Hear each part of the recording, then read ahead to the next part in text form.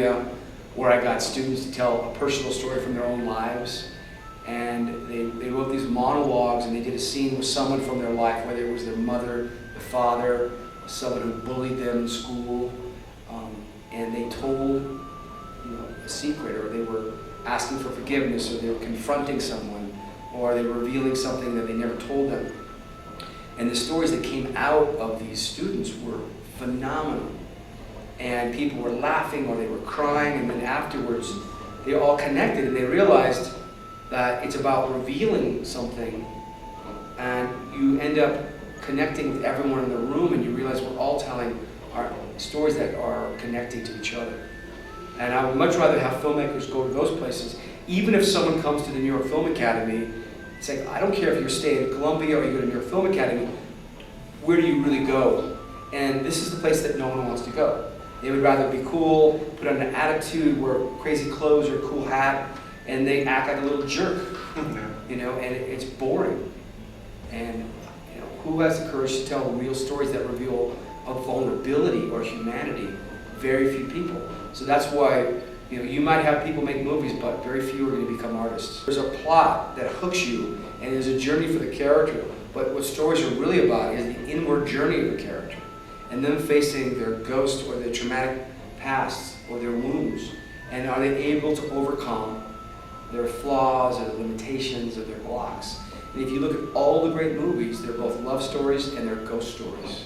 Something happened in the past that is haunting the character. It's blocking them from achieving the life they want. So they have a false self. They're acting in a way that's inauthentic or false. And that a good story shows that transformation or change. And that a story is there to track the transformation of the character. You can also have a character go from light to dark. Michael Corleone in The Dark Side, in The Godfather, goes to the dark side. But I believe great stories involve some type of transformation. And that, when we see that, we're watching our own story, because each of us, in our heart of hearts, knows there's something we'd like to change about ourselves, but we're afraid, or we're stuck, or we're in denial. And we see someone do that on film, and we're mesmerized because it becomes our story. The mistake of calling your character a hero doesn't talk about having all the flaws and all the limitations, but you have to build in how your character is acting in a way that is not only hurting himself, but is hurting other people.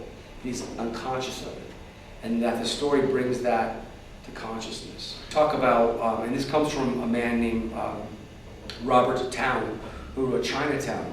And he says, you have to figure out your character's worst fear, and you make them face it.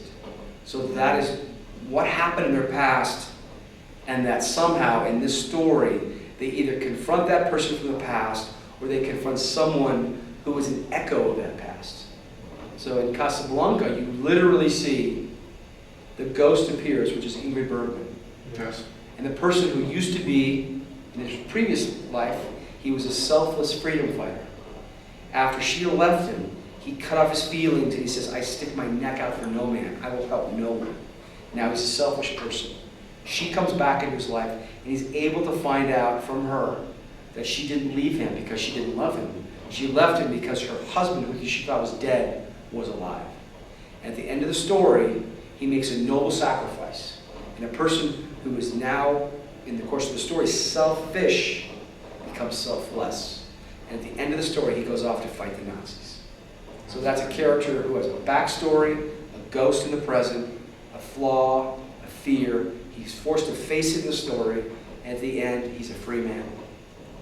And so that's a classic story that we all love. Rocky, a person who's, Rocky, that's the example that I'm going to have. Yeah, Rocky. We're thinking in the same movie. Rocky is that guy who basically thinks of himself as a bum. Yeah.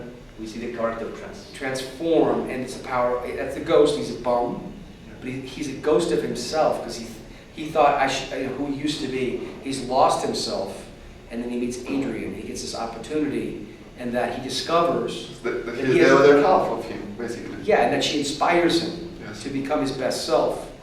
He realizes at some point, there's no way I'm going to beat Apollo Creed. Because we get up and is he going to win or lose, right? Yeah. He goes into the arena and he looks and he says, there's no way I can beat this guy. But he says, if I could just go 15 rounds with the heavyweight champion of the world, I will prove that I wasn't a bum. Yeah. Just So at the end of the movie, everyone remembers, and I ask this question in class, I'll say, who does Rocky win or lose at the end? And almost everyone says he wins. They raise their hand. And I say, no, actually, Rocky loses, Yeah. but he wins his self-respect, and he wins love. And so that's why you think of him winning, because why we love stories, it's the inner transformation. So in a sense, he actually does win, but he wins the most important thing, which is his self-respect.